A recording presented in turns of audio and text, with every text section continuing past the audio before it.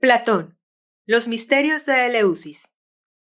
Los hombres han llamado al amor Eros, porque tiene alas. Los dioses le han llamado Pteros, porque tiene la virtud de darlas. Platón, el banquete. En el cielo aprender es ver, en la tierra es acordarse. Dichoso quien atravesó los misterios. Él conoce la fuente y el fin de la vida. Píndaro. 1. Platón. Los misterios de Eleusis. Después de haber tratado de hacer revivir en Pitágoras al más grande de los iniciados de Grecia, y a través de él el fondo primordial y universal de la verdad religiosa y filosófica, podríamos no hablar de Platón, que no ha hecho más que dar a aquella verdad una forma más fantástica y más popular. Mas, he aquí la razón que nos detendrá un momento ante la noble figura del filósofo ateniense. Si hay una doctrina madre, síntesis de las religiones y las filosofías, ella se desenvuelve y profundiza en el curso de las edades, pero en el fondo y en el centro permanecen los mismos. Hemos encontrado sus grandes líneas. ¿Basta esto? No. Es preciso mostrar, además, la razón providencial de sus formas diversas, según las razas y las edades. Es preciso restablecer la cadena de los grandes iniciados, que fueron los verdaderos maestros de la humanidad. Entonces, la fuerza de cada uno de ellos se multiplicará por la de todos los demás, y la unidad de la verdad aparecerá en la diversidad misma de su expresión.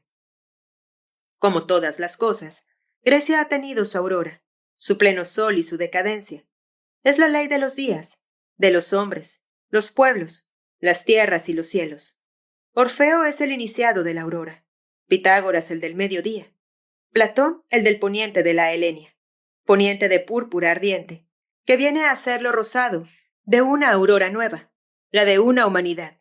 Platón sigue a Pitágoras, como en los misterios de Eleusis, el portaantorchas guía al gran hierofante. Con él vamos a penetrar otra vez más y por un camino nuevo, a través de las avenidas del santuario, hasta el corazón del templo, para la contemplación del gran arcano.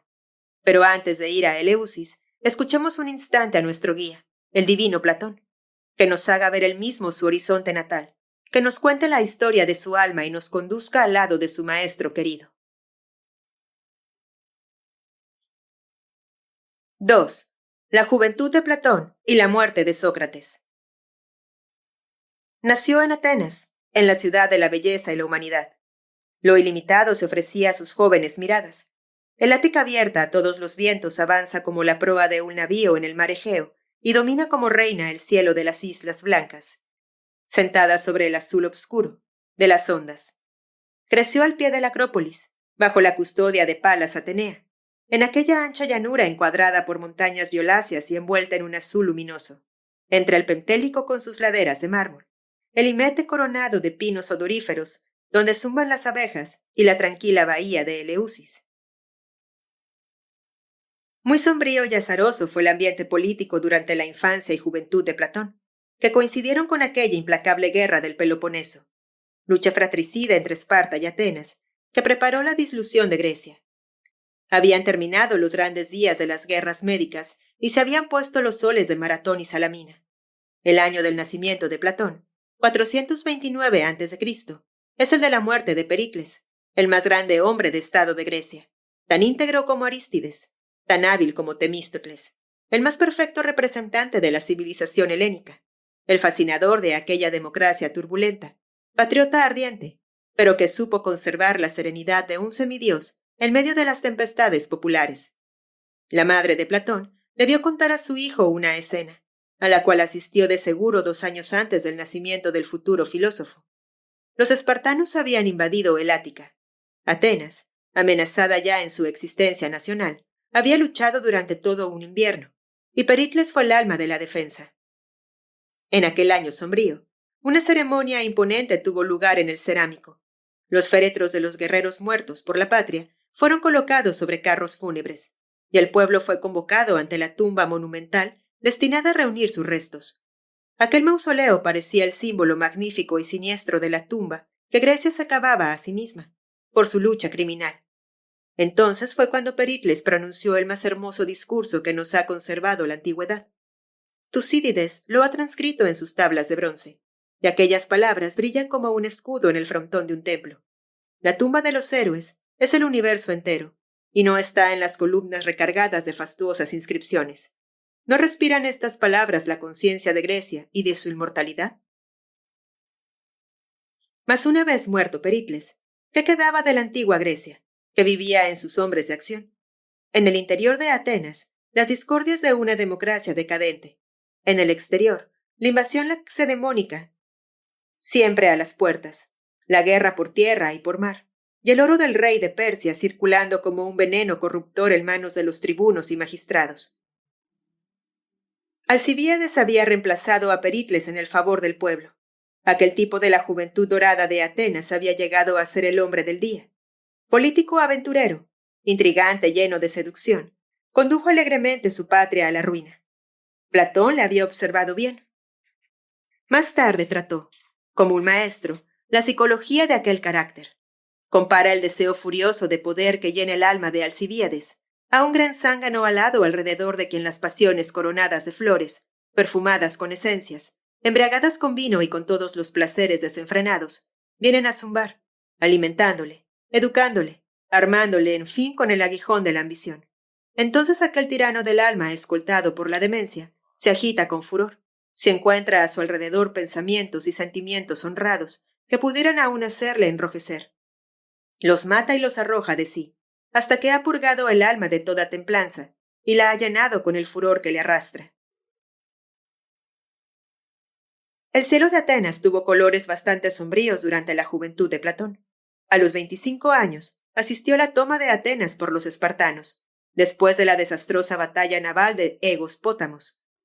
Luego vio la entrada de Lisandro en su ciudad natal, lo que significaba el fin de la independencia de Atenas. Vio los largos muros construidos por Temístocles, demolidos a los sones de una música bélica, y al enemigo triunfante bailar literalmente sobre las ruinas de su patria. Luego llegaron los 30 tiranos y sus proscripciones. Aquellos espectáculos entristecieron el alma juvenil de Platón, pero no pudieron turbarla. Aquella alma era tan dulce, tan límpida, tan abierta como la bóveda del cielo sobre la Acrópolis. Platón era un joven de alta estatura, ancho de espalda, grave, recogido, casi siempre silencioso, pero cuando abría la boca, una sensibilidad exquisita, una dulzura encantadora emanaban de sus palabras. En él nada de saliente, de excesivo. Sus actitudes variadas se disimulaban como fundidas en la armonía superior de su ser. Una gracia alada, una modestia natural ocultaba la seriedad de su espíritu. Una ternura casi femenina servía de velo a la firmeza de su carácter. En él, la virtud se revestía con una sonrisa y el placer con una castidad ingenua. Pero lo que consumía la marca dominante, extraordinaria, única de aquella alma, era que al nacer parecía haber hecho un pacto misterioso con la eternidad. Sí, las cosas eternas parecían vivir únicamente en el fondo de sus grandes ojos. Las otras pasaban por ellos como vanas apariencias por un espejo profundo. Tras las formas visibles, cambiantes, imperfectas del mundo y los seres, le aparecían formas invisibles, perfectas, pero siempre radiantes, de aquellos seres que ve el espíritu y que son sus modelos eternos. He aquí por qué el joven Platón, sin haber formulado su doctrina, no sabiendo tan siquiera que un día sería filósofo, tenía ya conciencia de la realidad divina del ideal y de su omnipresencia. He aquí por qué, al ver llorar a las mujeres, los carros fúnebres, los ejércitos, las fiestas y los duelos, su mirada parecía ver otra cosa y decir: ¿por qué lloran y por qué lanzan gritos de alegría? Creen ser y no son. ¿Por qué no puedo unirme a lo que nace y a lo que muere? ¿Por qué no puedo amar más que a lo invisible, que ni nace ni muere nunca, sino que es siempre? El amor y la armonía. He aquí el fondo del alma de Platón. Pero qué amor y qué armonía. El amor de la belleza eterna y de la armonía que abarca el universo. Cuanto más grande y profunda es un alma, más tiempo tarda en conocerse a sí misma. Su primer entusiasmo le lanzó a las artes. Platón pertenecía a una familia distinguida, puesto que su padre pretendía descender del rey Codrus y su madre de Solón. Su juventud fue la de un ateniense rico, rodeado de todos los lujos y de todas las seducciones de una época de decadencia. A ella se entregó sin excesos ni gazmoñería, viviendo como sus iguales, gozando noblemente de una buena herencia, rodeado y festejado por numerosos amigos. Él nos ha descrito demasiado bien la pasión del amor en todas sus fases en su Fedro, para que no haya experimentado sus transportes y crueles desilusiones. Un solo verso nos queda de él, tan apasionado como un verso de Safo, tan chispeante de luz como una noche estrellada sobre el mar de las Cíclades. Quisiera ser el cielo, a fin de ser todo ojos para mirarte. Buscando la belleza suprema a través de todos los modos y todas las formas de lo bello, cultivó sucesivamente la pintura, la música y la poesía. Esta parecía que iba a responder a todas sus necesidades, y terminó por fijar sus deseos. Platón tenía una maravillosa facilidad para todos los géneros. Sentía con intensidad igual la poesía amorosa y ditirámbica, la epopeya, la tragedia, la misma comedia con su más fina sal ática. ¿Qué le faltaba para llegar a ser un Sófocles y levantar el teatro de Atenas de su decadencia inminente? Esa ambición le tentó. Sus amigos le excitaban. A los 27 años había compuesto varias tragedias e iba a presentar una al concurso. Por esta época fue cuando Platón encontró a Sócrates discutiendo con varios jóvenes en los jardines de la academia. Hablaba de lo justo e injusto, de la belleza, la verdad y el bien. El poeta se aproximó al filósofo, le escuchó, volvió al día siguiente y varios consecutivos. Al cabo de algunas semanas, una revolución completa se había hecho en su espíritu. El feliz joven, el poeta lleno de ilusiones ya no se reconocía. El curso de sus pensamientos, el objetivo de su vida habían cambiado. Otro Platón acababa de nacer en él, bajo la palabra de aquel que se llamaba a sí mismo partero de almas. ¿Qué había pasado? ¿Por medio de qué sortilegio aquel razonador con cara de sátiro había arrancado del lujo, de las voluptuosidades, de la poesía al bello, al genial Platón, para llevarle al gran renacimiento que supone la sabiduría? Sócrates era un hombre muy sencillo, pero también un gran original.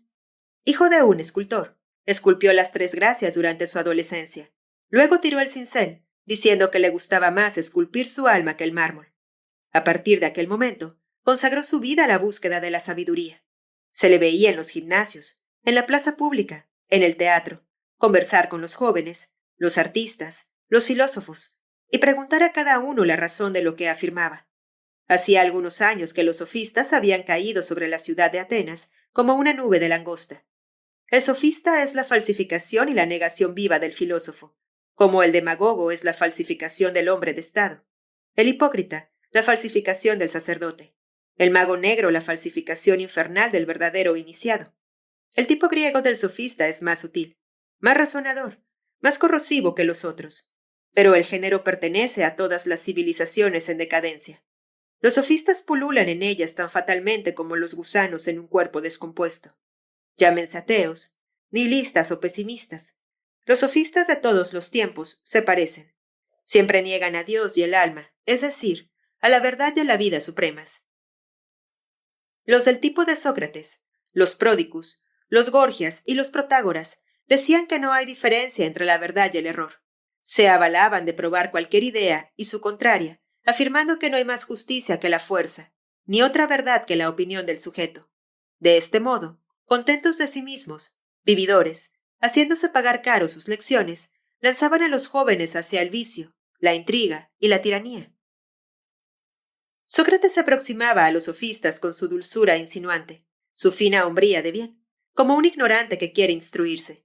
Sus ojos brillaban inteligentes y llenos de benevolencia.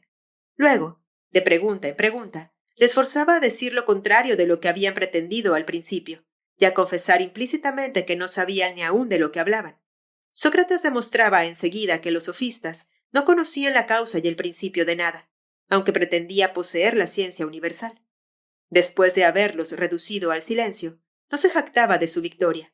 Daba gracias a sus adversarios, sonriendo por haberle instruido con sus respuestas, agregando que saber que no se sabe nada es el principio de la verdadera sabiduría. ¿Qué es lo que creía y afirmaba el mismo Sócrates?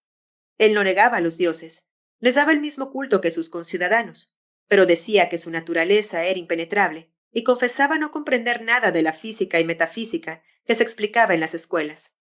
Lo importante, decía, es creer en lo justo y en lo verdadero, y aplicarlo en la vida. Sus argumentos adquirían una gran fuerza en su boca, porque él en todo daba ejemplo. Ciudadano irreprochable, intrépido soldado, juez íntegro, amigo fiel y desinteresado, dueño absoluto de todas sus pasiones. De modo que la táctica de la educación moral cambia según los tiempos y los medios. Pitágoras, ante sus discípulos iniciados, hacía caer la moral de las alturas de la cosmogonía. En Atenas, en la plaza pública, entre los Cleón y los Gorgias, Sócrates hablaba del sentimiento innato de lo justo y lo verdadero para reconstruir el mundo y el estado social, quebrantado. Y ambos, uno en el orden descendente de los principios, el otro en el orden ascendente, afirmaban la misma verdad. Pitágoras representa los principios y el método de la más elevada iniciación. Sócrates anuncia la era de la ciencia abierta. Para no salirse de su papel de vulgarizador, se negó a iniciarse en los misterios de Eleusis, pero no por eso dejaba de tener el sentido y la fe de la verdad total y suprema que enseñaban los grandes misterios. Cuando hablaba de ellos, el bueno, el espiritual Sócrates, cambiaba de aspecto, como un fauno inspirado del que se apodera un dios. Sus ojos se encendían, un rayo pasaba sobre su cabeza calva, y de su boca brotaba una de esas sentencias luminosas y sencillas que iluminaban el fondo de las cosas. ¿Por qué Platón quedó tan irresistiblemente hechizado y subyugado por aquel hombre? Porque comprendió al verle la superioridad del bien sobre lo bello. Porque lo bello solo realiza lo verdadero en el espejismo del arte, mientras que el bien se cumple en el fondo mismo de las almas. Rara y poderosa fascinación, porque los sentidos no intervienen en ella. La vista de un verdadero justo hizo inclinar el alma de Platón hacia un ensueño más divino. Aquel hombre le mostró la inferioridad de la belleza y de la gloria, tales como las había concebido hasta entonces, ante la belleza y la gloria del alma en acción, que atrae para siempre otras almas a su verdad, mientras que las pompas del arte solo logran hacer relumbrar un momento una verdad engañosa bajo un velo que lleva a la decepción. Aquella belleza radiante, eterna, que es el esplendor de la verdad, mató a la belleza cambiante y engañosa en el alma de Platón. He aquí por qué Platón, olvidando y dejando todo lo que hasta entonces había amado, entregó su alma a Sócrates, en la flor de su juventud, gran victoria de la verdad sobre la belleza, y que tuvo incalculables consecuencias para la historia del espíritu humano. Entretanto, los amigos de Platón esperaban verle debutar como poeta en la escena. Les invitó en su casa a un gran festín, y todos se admiraron de que él quisiera dar tal fiesta en aquel momento, porque era costumbre no darla hasta después de haber obtenido el premio, y cuando la tragedia coronada se había representado. Pero nadie rehusaba una invitación del rico joven en quien las musas y las gracias se hallaban en compañía de Eros. Su casa servía hacía mucho tiempo de punto de reunión a la juventud elegante de Atenas. Platón gastó una fortuna para aquel banquete.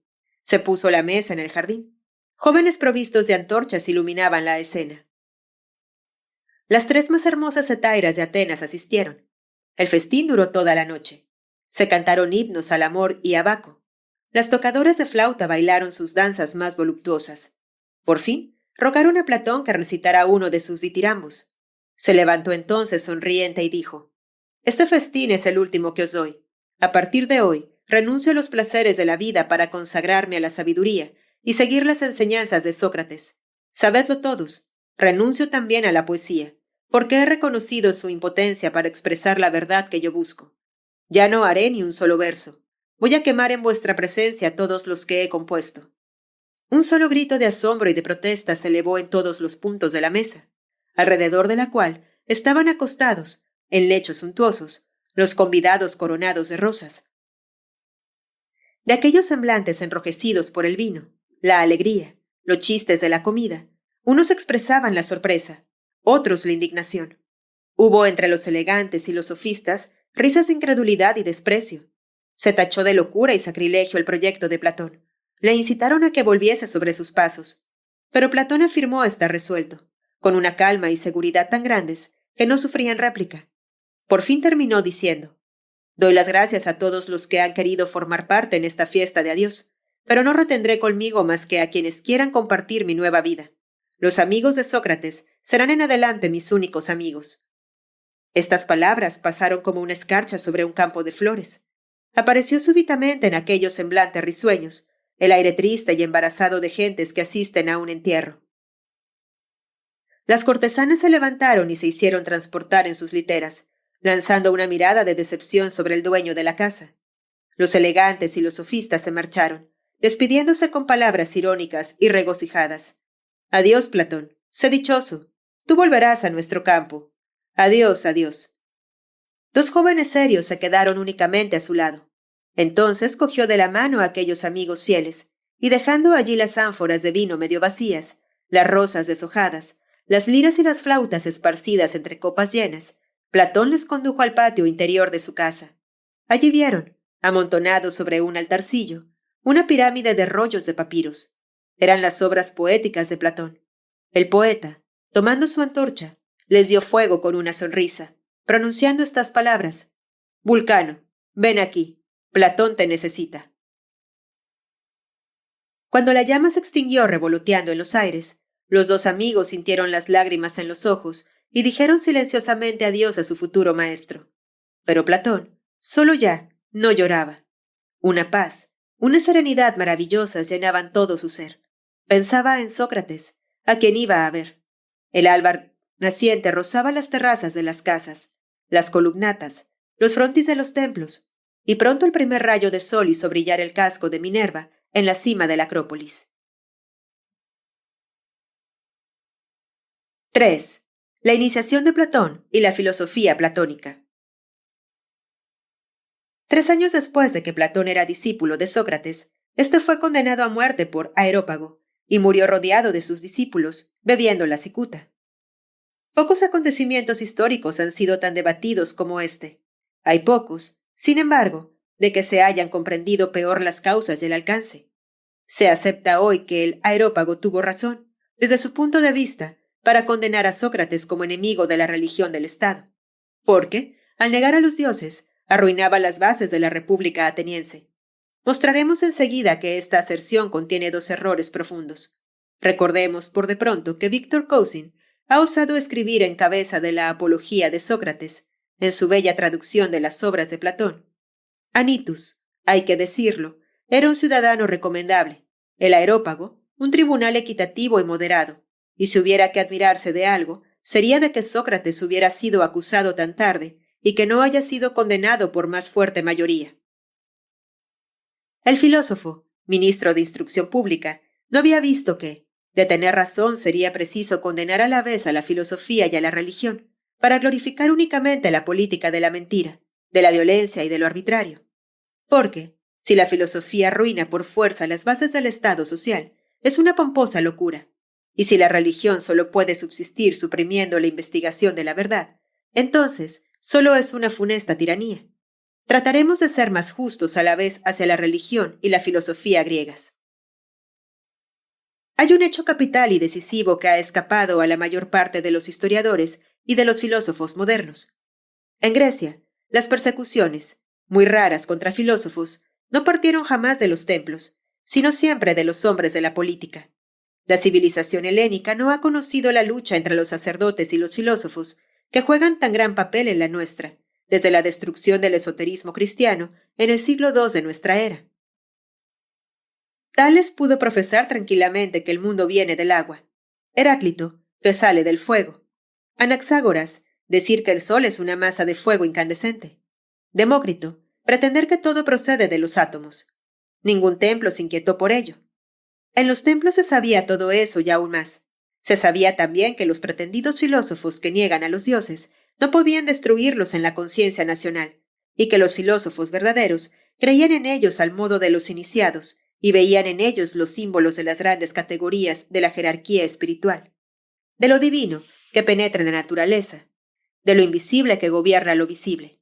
La doctrina esotérica servía, pues, de lazo entre la verdadera filosofía y la verdadera religión. He aquí el hecho profundo, primordial y final, que explica su acuerdo secreto en la civilización helénica. ¿Quién acusó a Sócrates? Los sacerdotes de Eleusis, que habían maldecido a los autores de la guerra del Peloponeso, sacudiendo el polvo de sus vestiduras hacia el occidente, no pronunciaron una palabra contra él. En cuanto al templo de Delfos, le dio el más bello testimonio de aprecio que se pueda dar a un hombre. La Pitia, consultada sobre lo que Apolo pensaba de Sócrates, respondió: no hay ningún hombre más libre, más justo, más sensato. Los dos motivos de la acusación lanzada contra Sócrates, de corromper a la juventud y de no creer en los dioses, solo fueron un pretexto. Sobre la segunda, el acusado respondió victoriosamente a sus jueces: creo en mi espíritu familiar, y a mayor razón, porque entonces ese odio implacable contra el justo. Había él combatido la injusticia, desenmascarado la hipocresía, mostrado lo falso de tantas vanas pretensiones. Los hombres perdonan todos los vicios y todos los ateísmos, pero no perdonan a quienes les quitan la careta. Por eso los verdaderos ateos que se reunían en el aerópago hicieron morir al justo y al inocente, acusándole del crimen que ellos cometían. En su defensa admirable, reproducida por Platón, Sócrates lo explica con una perfecta sencillez. Son mis investigaciones infructuosas para encontrar hombres sabios entre los atenienses, las que han excitado contra mí tantas peligrosas enemistades. De ahí todas las calumnias difundidas sobre mi persona, porque todos los que me oyen creen que yo sé todas las cosas, sobre las que desenmascaro la ignorancia de los otros. Intrigantes, activos y numerosos, hablando de mí según un plan concertado y con elocuencia muy capaz de seducir, hace mucho tiempo que os han llenado los oídos con los ruidos más pérfidos y persiguen sin descanso su sistema de calumnia. Hoy concitan contra mí a Melitus y Licón. Melitus representa a los poetas, Anitus a los políticos y los artistas, Licón a los adoradores. Un poeta trágico sin talento, un rico malvado y fanático, un demagogo desvergonzado, lograron hacer condenar a muerte al mejor de los hombres. Y aquella muerte le ha hecho inmortal. Pudo él decir con firmeza a sus jueces: creo más en mis dioses que en ninguno de los acusadores. Tiempo es de que nos despidamos, yo para morir y vosotros para vivir. ¿Quién de nosotros sale mejor librado? Ninguno lo sabe, excepto Dios. Lejos de quebrantar la verdadera religión y sus símbolos nacionales, Sócrates hacía cuanto podía para afirmarlos. Hubiese sido el mayor sostén de su patria si su patria hubiese sabido comprenderle. Como Jesús, murió perdonando a sus verdugos, y fue para toda la humanidad el modelo de los sabios mártires. Él representa el definitivo advenimiento de la iniciación individual y de la ciencia abierta. La serena imagen de Sócrates muriendo por la verdad y pasando su última hora hablando con sus discípulos de la inmortalidad del alma, se imprimió en el corazón de Platón como el más bello de los espectáculos y el más santo de los misterios. Aquella fue su primera, su gran iniciación. Más tarde, debía estudiar la física, la metafísica y muchas otras ciencias, pero siempre fue el discípulo de Sócrates. Él nos ha legado su viviente imagen, poniendo en boca de su maestro los tesoros de su propio pensamiento. Esa flor de modestia hace de él un discípulo ideal, como el fuego del entusiasmo le convierte en poeta de los filósofos. Aunque separemos que no fundó su escuela hasta la edad de 50 años y murió a la edad de 80, no podemos figurárnosle más que siendo joven, porque la eterna juventud es el patrimonio de las almas, que a la profundidad del pensamiento unen un candor divino. Platón había recibido de Sócrates el gran impulso, el principio activo y viril de su vida, su fe en la justicia y la verdad. Debió la ciencia y la substancia de sus ideas a su iniciación en los misterios. Su genio consiste en la nueva forma, a la vez poética y dialéctica, que supo darles. Aquella iniciación no la tomó solamente en Eleusis, él la buscó en todas las fuentes accesibles del mundo antiguo. Después de la muerte de Sócrates, empezó a viajar. Siguió las lecciones de varios filósofos de Asia Menor. De allí fue a Egipto, para ponerse en relación con sus sacerdotes, y pasó a través de la iniciación de Isis. No alcanzó, como Pitágoras, el grado superior del adeptado, en el cual se adquiere la vista efectiva y directa de la verdad divina, con poderes sobrenaturales desde el punto de vista terrestre. Se detuvo en el tercer grado, que confiere la perfecta claridad intelectual, con el dominio de la inteligencia sobre el alma y el cuerpo. Luego se fue a la India meridional, para entrar en relaciones con los pitagóricos, sabiendo muy bien que Pitágoras había sido el mayor de los sabios griegos. Compró a peso de oro un manuscrito del maestro. Habiendo así estudiado la tradición esotérica de Pitágoras en su misma fuente, tomó de aquel filósofo las ideas madres y el esqueleto de su sistema. Vuelto a Atenas, Platón fundó allí su escuela, tan celebrada bajo el nombre de Academia. Para continuar la obra de Sócrates, era preciso difundir la verdad, pero Platón no podía enseñar públicamente las cosas que los pitagóricos recubrían con un triple velo. Los juramentos, la prudencia, su objetivo mismo se lo prohibían.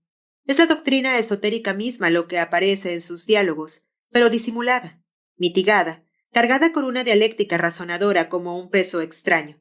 disfrazada ella misma como leyenda, mito o parábola. No se presenta aquí con el conjunto imponente que le dio Pitágoras y que hemos tratado de reconstruir, edificio fundado sobre una base inmutable, y cuyas partes están fuertemente cimentadas, sino por fragmentos analíticos. Platón, como Sócrates, se coloca sobre el terreno mismo de los jóvenes de Atenas, de los mundanos, de los retóricos y los sofistas.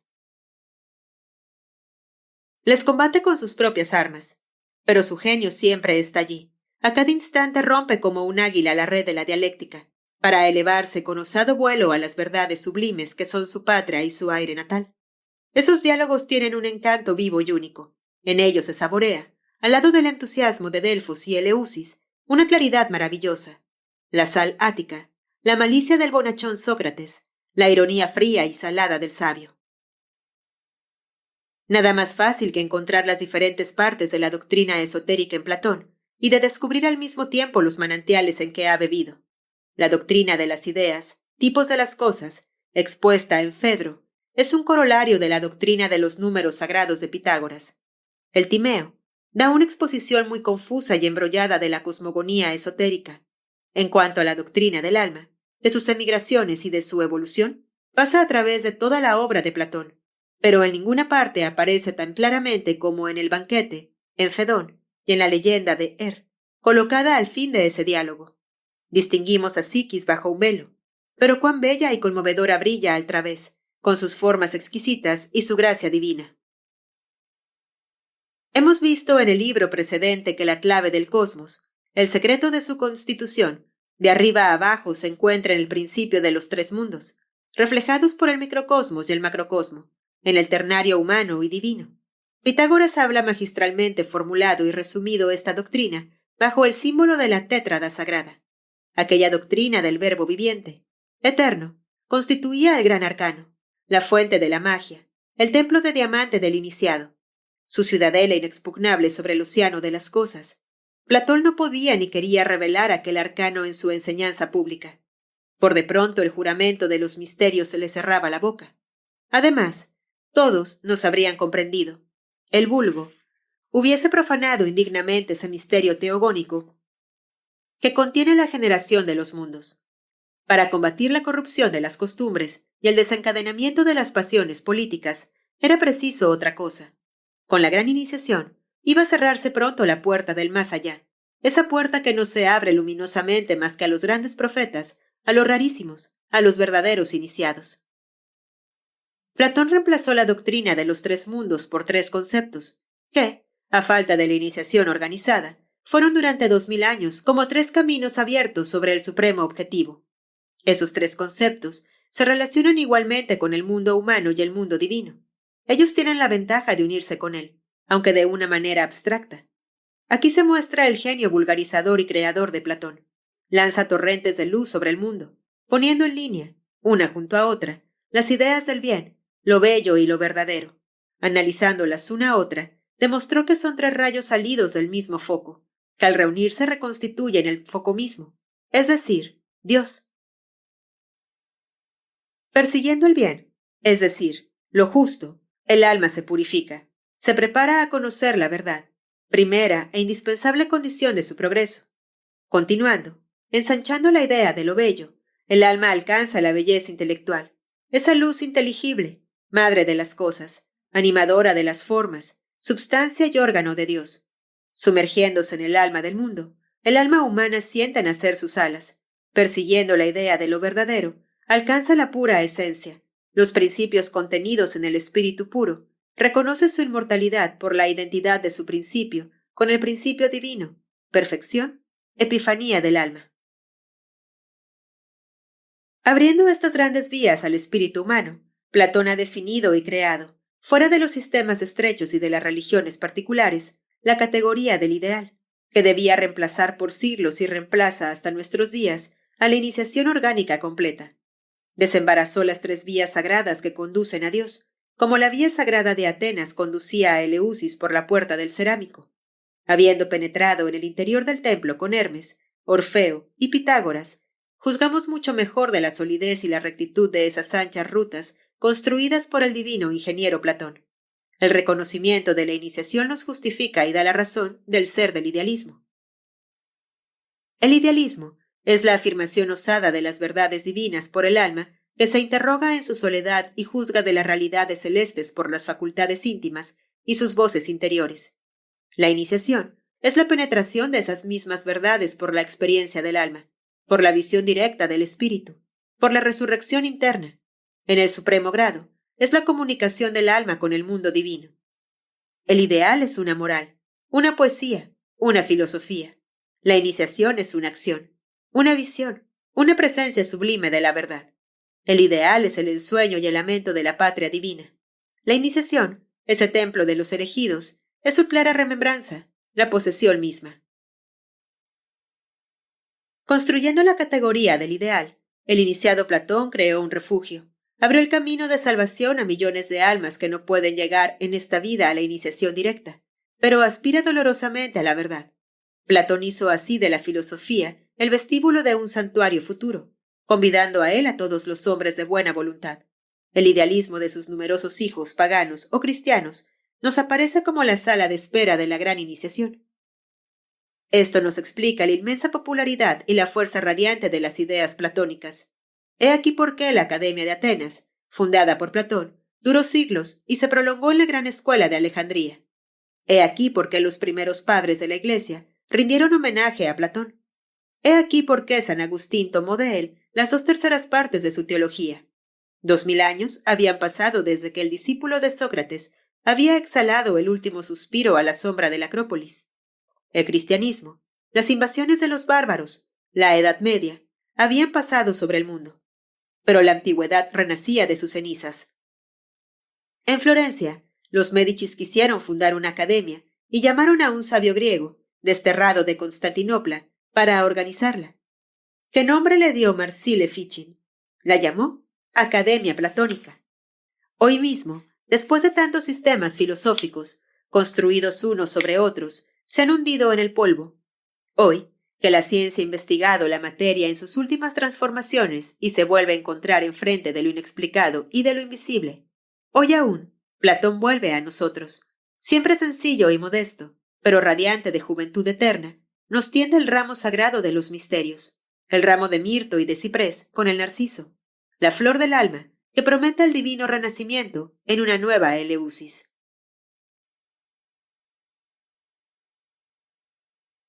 4. Los misterios de Eleusis. Los misterios de Eleusis fueron, en la antigüedad griega y latina, objeto de una veneración especial. Los mismos autores que pusieron en ridículo las fábulas mitológicas no osaron tocar el culto de las grandes diosas. Su reino, menos ruidoso que el de los olímpicos, se mostró más seguro y más eficaz. En tiempo inmemorial, una colonia griega llegada de Egipto había traído a la tranquila bahía de Eleusis el culto de la gran Isis, bajo el nombre de Demeter o Madre Universal. Desde aquel tiempo, Eleusis había continuado siendo un centro de iniciación. Demeter y su hija Perséfona presidían los pequeños y grandes misterios, de ahí su prestigio.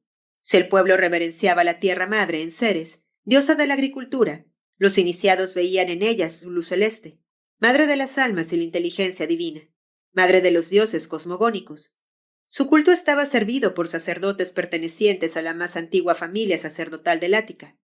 Se llamaban hijos de la luna, es decir, nacidos para ser mediadores entre la tierra y el cielo, salidos de la esfera donde se encuentra el puente lanzado entre las dos regiones, por el cual las almas descienden y suben. Desde el origen, sus funciones habían consistido en cantar, en este abismo de miserias, las delicias de la celeste estancia y enseñar los medios de volver a encontrar el camino. De aquí su nombre de Eumolpides, o cantores de las melodías bienhechoras, dulces regeneradoras de los hombres. Los sacerdotes de Eleusis enseñaron siempre la gran doctrina esotérica, que de Egipto les llegara. Pero en el curso de las edades la revistieron con todo el encanto de una mitología plástica y encantadora.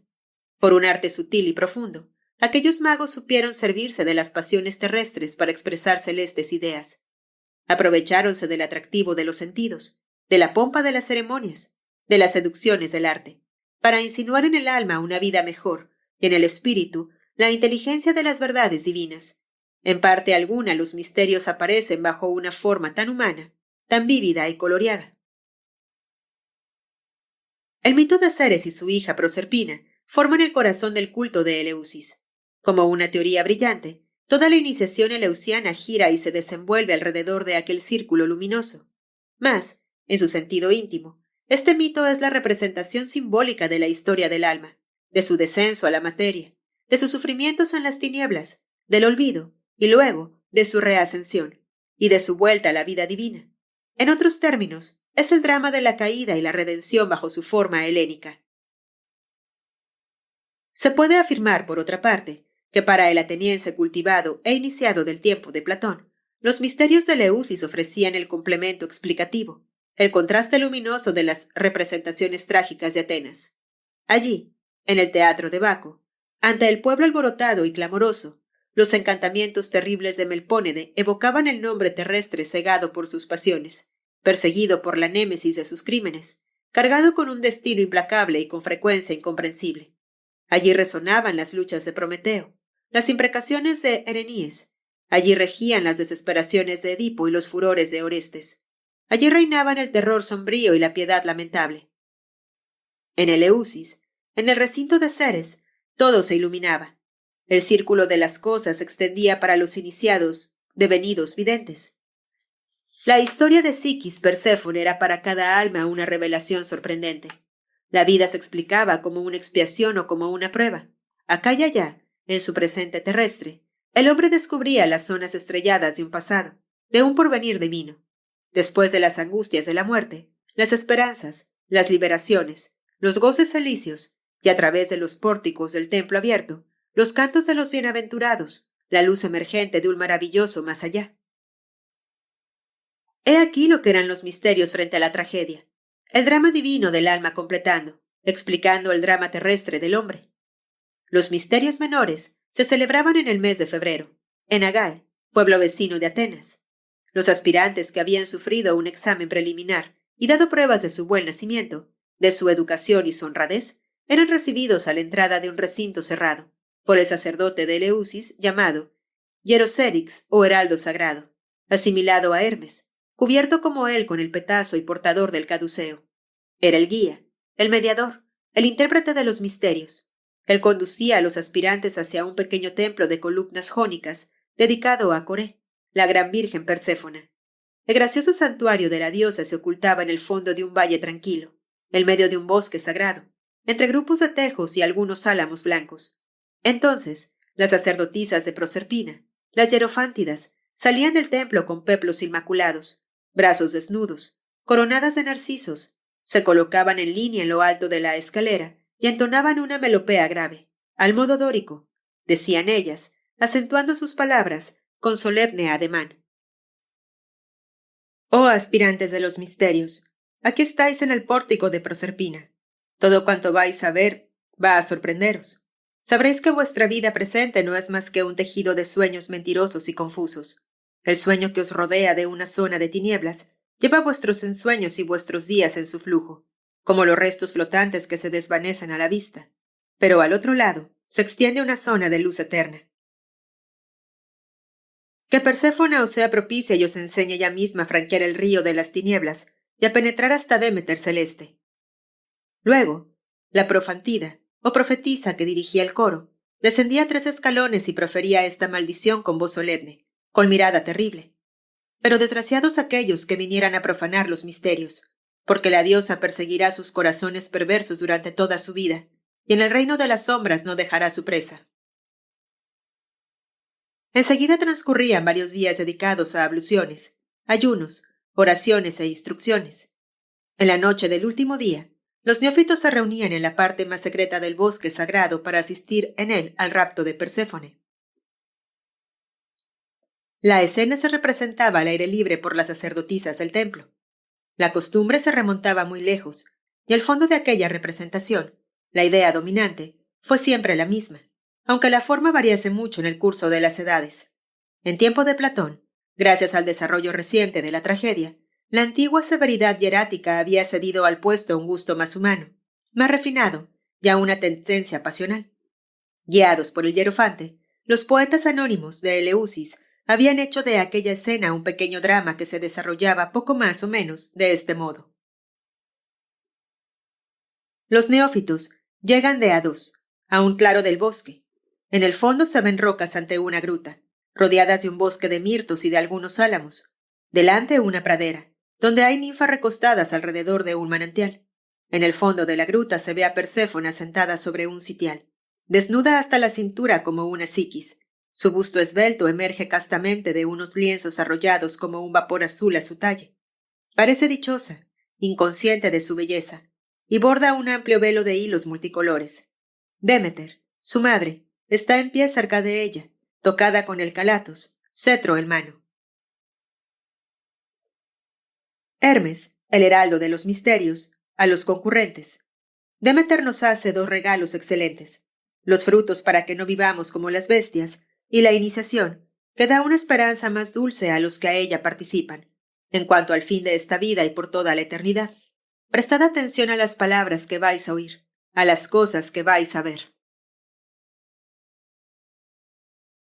Demeter, con voz grave. Hija amada de los dioses, habita en esta gruta hasta mi vuelta y borda mi velo. El cielo es tu patria, el universo es tuyo. Tú ves a los dioses, ellos acuden a tu voz, pero no escuches la voz de Eros el astuto, de suaves miradas y pérfidos consejos. Guárdate de salir de la gruta y no cojas jamás las flores seductoras de la tierra. Su perfume embriagador y funesto te haría perder la luz del cielo y hasta el recuerdo. Teje mi velo, y vive dichosa hasta mi vuelta, con las ninfas tus compañeras. Entonces, en mi carro de fuego, tirado por serpientes, te volveré a los esplendores del éter, sobre la Vía Láctea. Perséfone. Sí, madre augusta y temible, por esta luz que te rodea y que me es cara, lo prometo, y que los dioses me castiguen si no cumplo mi juramento. Demeter sale. El coro de las ninfas. Oh Perséfona, oh Virgen, oh casta prometida del cielo, que bordas la figura de Dios sobre tu velo, que no conozcas jamás las vanas ilusiones y los males innumerables de la tierra. La eterna verdad te sonríe. Tu esposo celeste, Dionisos, te espera en el empirio. A veces se te aparece bajo la forma de un sol lejano. Sus rayos te acarician, él respira tu aliento y tú bebes su luz. De antemano os poseéis. Oh Virgen, ¿quién es más feliz que tú? Perséfona. Sobre este azul de interminables pliegues bordó mi aguja de marfil las infinitas figuras de los seres de todas las cosas. He terminado la historia de los dioses. He bordado el caos terrible de 100 cabezas y 1000 brazos. De allí deben salir los seres mortales. ¿Quién, pues, los hizo nacer? El padre de los dioses me lo ha dicho. Es Eros, pero nunca le he visto. Ignoro su forma. ¿Quién me describirá su rostro? Las ninfas. No pienses en ello. ¿Por qué esa vana pregunta? Perséfone. Se levanta y arroja el velo. Eros, el más antiguo y sin embargo el más joven de los dioses, fuente inagotable de los goces y las lágrimas, pues así me han hablado de ti. Dios terrible, solo desconocido, único invisible de los inmortales y único deseable. Misterioso Eros, qué turbación, qué vértigo me arrebata tu nombre. El coro. No trates de saber más. Las cuestiones peligrosas han perdido a los hombres y aún a dioses. Perséfona. Fija en el vacío sus ojos llenos de espanto. ¿Es un recuerdo? ¿Es un presentimiento horrible? El caos, los hombres, el abismo de las generaciones, el grito de los nacimientos, los clamores furiosos del odio y la guerra, el abismo de la muerte. Oigo, veo todo eso y ese abismo me atrae. Me coge. Es preciso que a él descienda. Eros me sume en él, con su antorcha incendiaria. Ah, voy a morir, lejos de este sueño horrible. Se cubre con la cara con las manos y solloza. El coro. Oh Virgen divina, solo es un sueño, mas tomaría cuerpo, llegaría a ser la fatal realidad, y tu cielo desaparecería como un vano sueño, si cedieras a tu deseo culpable. Obedece a esta advertencia, saludable, vuelve a tomar tu aguja y teje tu velo, olvida al astuto, imprudente, criminaleros. Perséfona. Quita las manos de su rostro, que ha cambiado de expresión. Sonríe a través de sus lágrimas. ¡Qué loca sois! ¡Qué insensata era! Recuerdo ahora, lo he oído decir en los misterios olímpicos. Eros es el más bello de los dioses. Sobre un carro alado preside a las evoluciones de los inmortales, a la mezcla de las esencias primeras. Él es quien conduce a los hombres osados, a los héroes, desde el fondo del caos a las cumbres del éter. Sabe todo, como el fuego principio. Atraviesa todos los mundos. Tiene las llaves de la tierra y del cielo. Quiero verle. El coro. Desgraciada, detente. Eros sale del bosque bajo la forma de un adolescente alado. ¿Me llamas, Perséfona? Aquí me tienes. Perséfona. Dicen que eres astuto y tu semblante es la inocencia misma. Te dicen todopoderoso y pareces débil niño.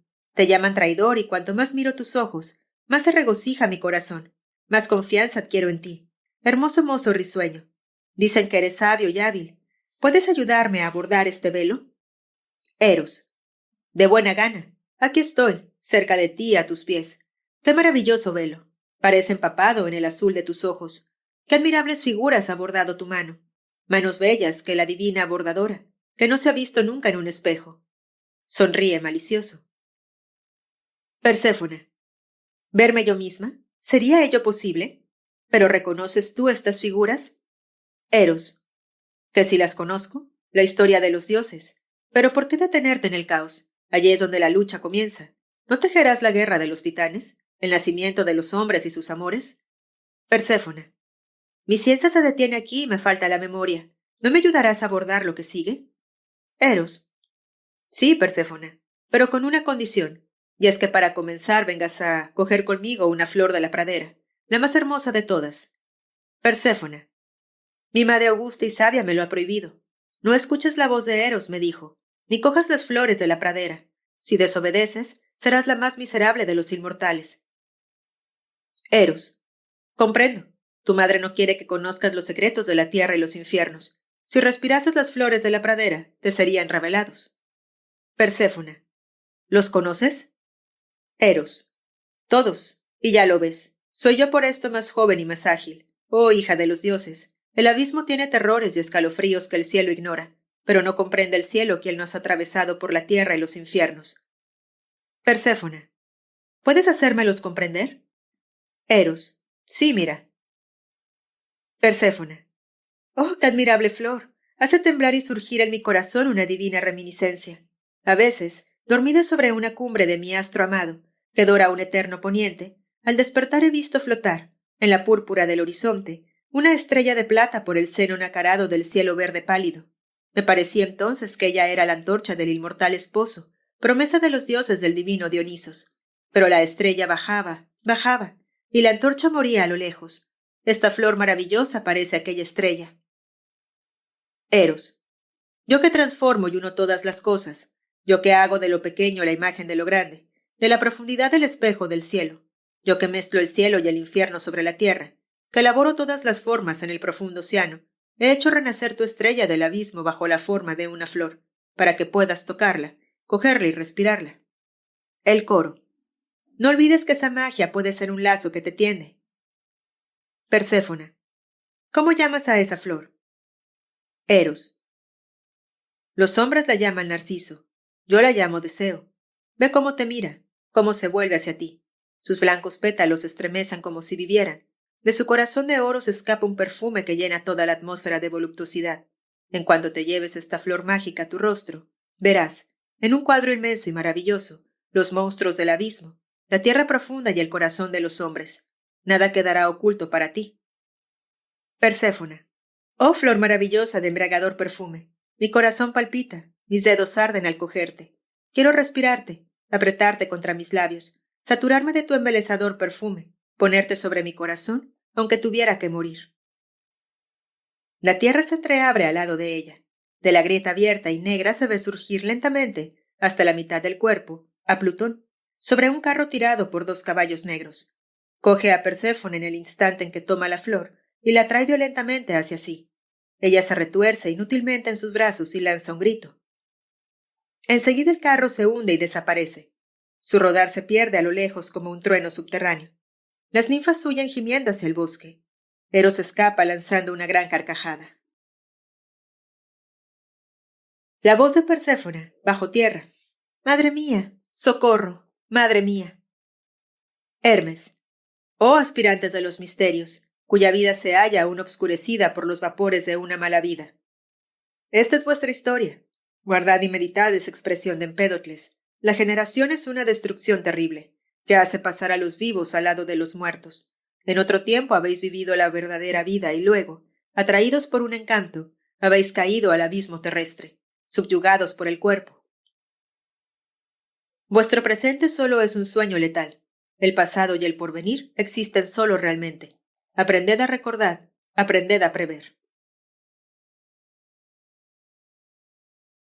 Durante esta escena, la noche había cerrado.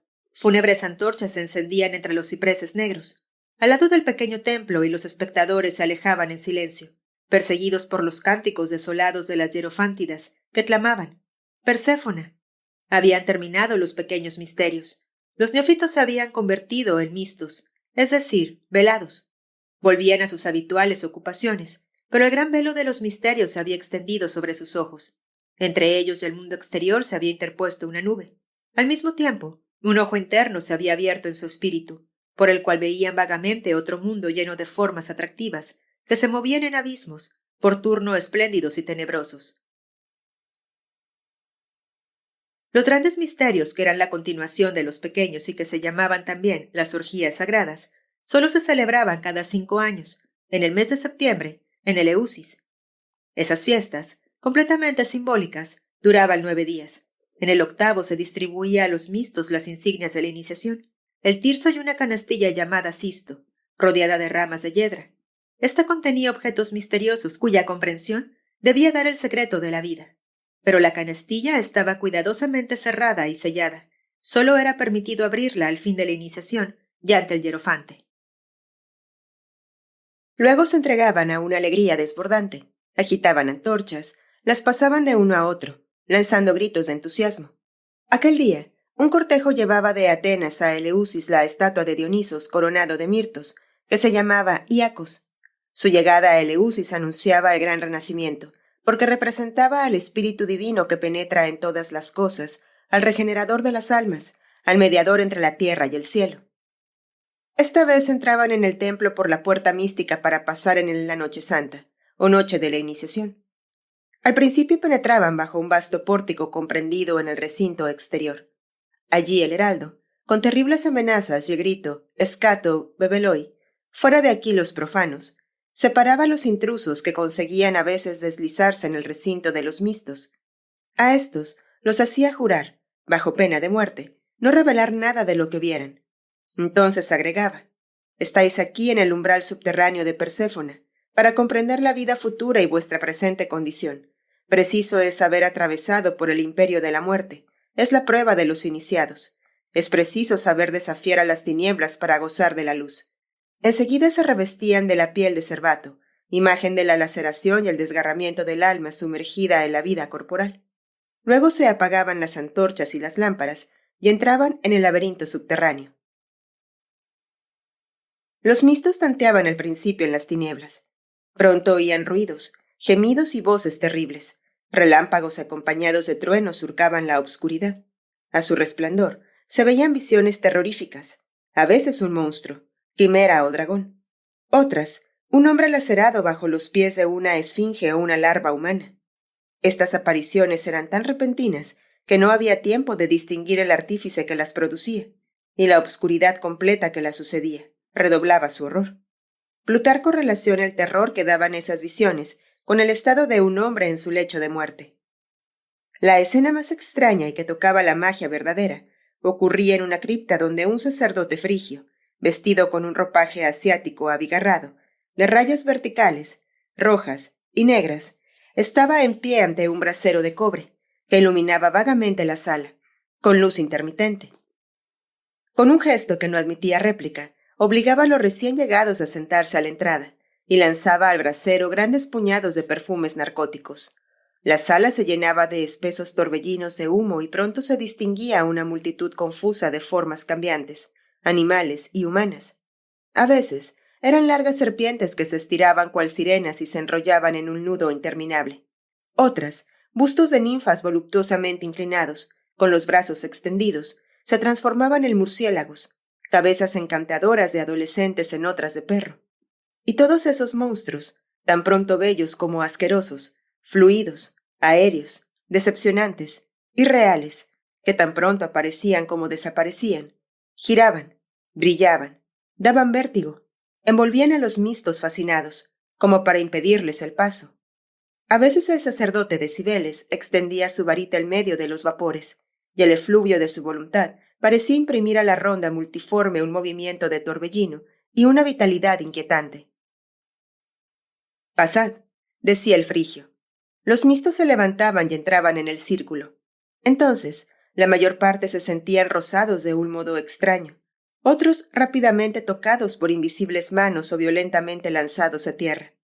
Algunos retrocedían de miedo y volvían a salir por donde habían entrado. Los más valientes solo pasaban después de intentarlo varias veces, porque una firme resolución desvanecía por completo el sortilegio. La ciencia contemporánea solo vería en esos fenómenos sencillas alucinaciones o sugestiones.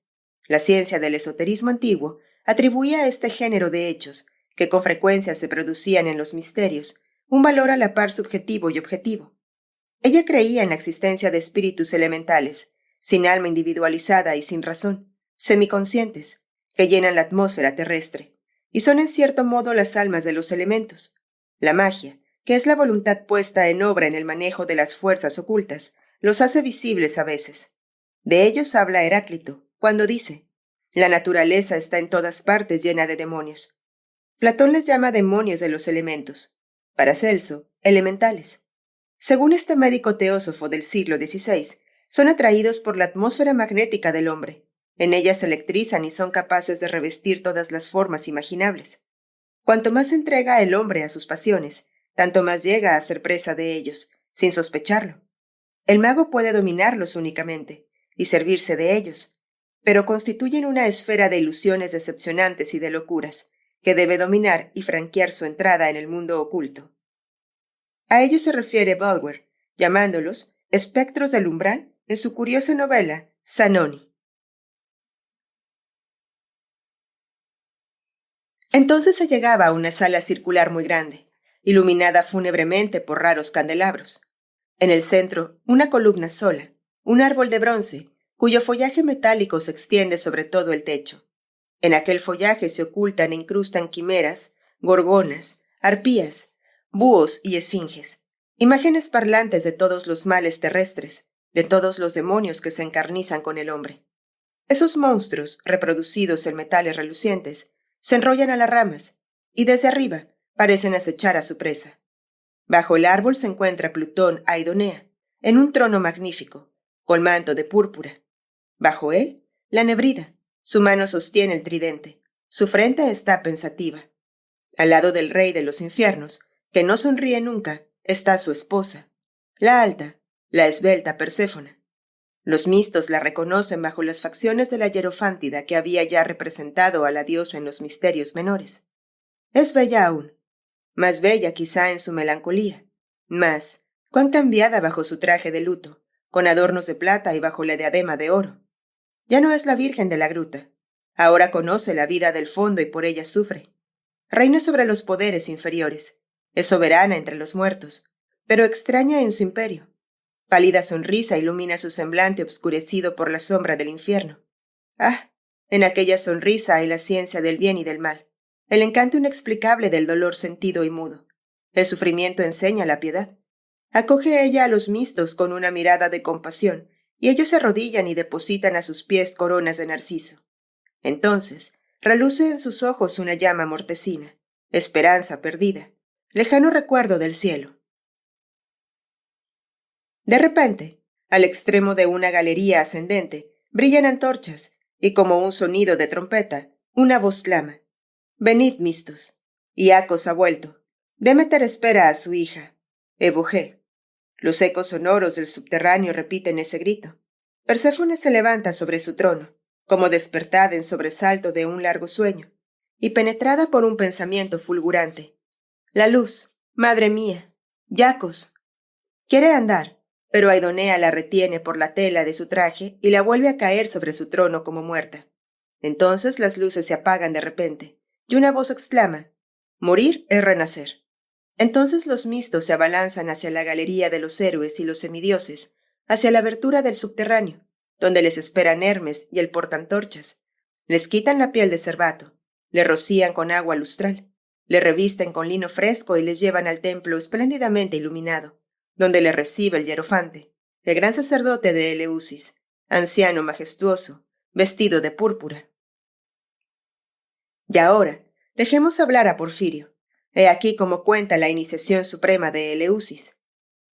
Coronados de mirtos, entramos, con los otros iniciados, en el vestíbulo del templo, ciegos aún.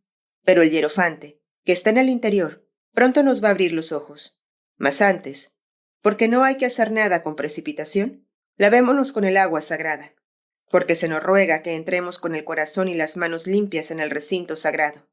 Conducidos ante el hierofante, nos lee, en un libro de piedra, cosas que no debemos divulgar, bajo pena de muerte. Digamos solo que ellas se armonizan con el lugar y la circunstancia.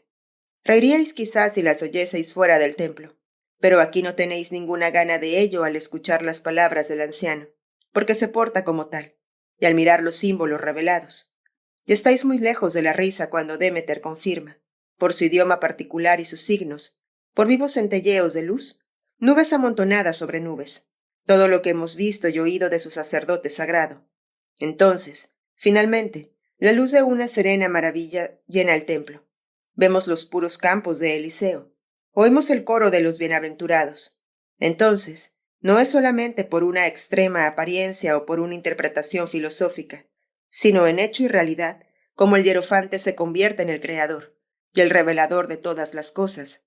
El sol solo es su portaantorcha, la luna su oficiante cerca del altar, y Hermes su heraldo místico. Pero la última palabra se ha pronunciado. Conx on pax. El rito se ha consumado y nosotros somos videntes, para siempre.